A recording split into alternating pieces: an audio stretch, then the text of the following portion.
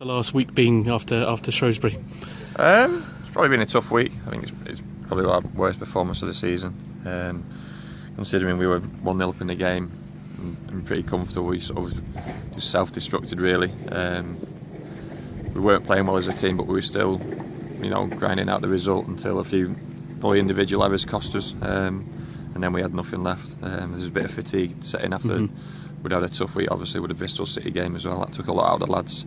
So I was disappointed. That was the first time this season where we weren't really in the game with a chance. Even then, when we've been getting beaten, drawing games, it's been tight, 1-0s, sort of 1-1s and things like that. So that was disappointing. So we've had a good week on the training pitch and looking to put it right on Saturday. It's the first time that there's been a bit of maybe a defensive wobble with a couple of individual errors in the second half. That's obviously something as a captain as well as a centre half that you sort of pride yourself on not making those errors collectively. Yeah. I mean, obviously the lads who made mistakes, they've held their hands up. If we'd have just kept the game at 1-0 for longer, then we'd have seen it out, no problem. We've got no problems with that at all. And the fact that it's probably a one-off in terms of individual mistakes, as long as that doesn't happen every week or on a regular basis, then we should be okay. I think we've had 11 or 12 league games where we've been solid defensively, and like you say, it was just a couple of individual errors and we let them back in the game really. Yeah, a few words said in the dressing room afterwards, not sort of aggressive, angry words, but just a real sort of run through of what happened. Yeah, when you concede goals like that, it's always disappointing, and it almost takes away from the rest of the game really. You concentrate more on the goals as opposed to, we've gone to a good team like Shrewsbury. Were a good team, certainly at home, and for 50 minutes played pretty well against them and obviously taken the lead, but it was just the 3 goals in that short space of time. It knocks you right back, and then when we're chasing the game, we didn't really have it in our legs or probably in our minds actually as well on Saturday. So that was a disappointing thing. Do you think there's been a bit of a line drawn under that little run with that chat, almost, that people have said, right, that's enough of this 8-game unbeaten winless run. Let's start another one with some better results. Yeah, I mean, up until Saturday, like I say, it's been fine margins. They've all been 1 goal.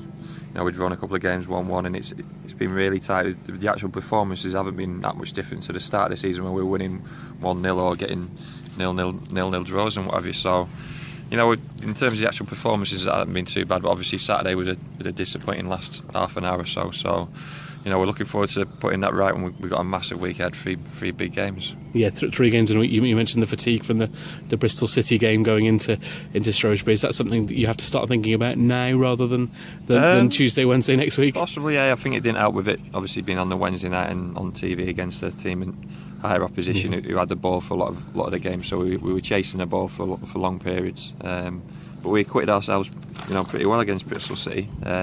But just obviously disappointing not to get that result as well. So, these 3 games could be totally different. It's going to be a physical battle, which it is week in, week out in League 2, and we've got to stand up to that. Yeah, I want to ask you a bit about your past. Obviously, you started your football life out as a goalkeeper. Tell us a bit about that and the decision to make a change. It wasn't so much a decision to make a change. I played semi-pro as a goalkeeper, but I always played outfield for my college and university team, and obviously at a good standard playing England universities and England colleges. So it was just a case of when I moved down to Team Bath, the manager there had seen me play England university centre half, so I just played centre half for Team Bath, and the season after he signed me at Exeter. Yeah, and not something you ever want to go back to, get the gloves on. You're happy to leave that to Trevor. That was a lifetime ago, that man. And you're doing your masters at Hartpury College, I believe, and doing some coaching and is that obviously a step that you want to take when your playing days are over? Yeah, definitely. It's something every player when he gets to sort of my age has to look to do. It's been a great opportunity for me to get some coaching at a good standard. Obviously, they've got a football program there, so the senior team's not a bad team at all. And then to do a masters alongside it's just getting extra qualification for when I finish, to be honest with you. Yeah, I saw you at the Gloucester City game the other night. Was that just having a little look at some of your teammates and some of the people that you're with there? There's 4 or 5 lads from Hartpury. The lads who scored the goals. They're all Hartpury lads, so it was good to see them do well. And then that's one thing Hartpury's aiming for. The development of players and the higher standard they play on a weekend. be it for Gloucester or any other semi-pro club, it's it's a bonus for the college. Was it Cheltenham first, Hartpury second, or Hartpury first and all? Cheltenham are here, so it's quite a good thing to have the both. Yeah.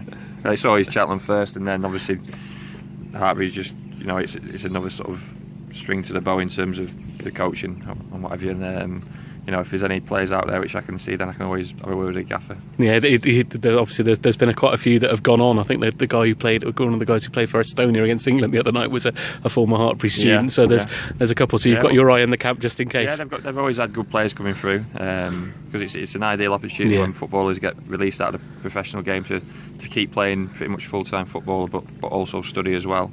A lot of players come out of the game with no education behind them, and then everyone knows how difficult it is to get jobs nowadays. So it's an ideal opportunity for any footballers out there wanting to keep playing football, basically. So that's why we get some good players. Excellent. Thanks, Matt. Cheers, mate.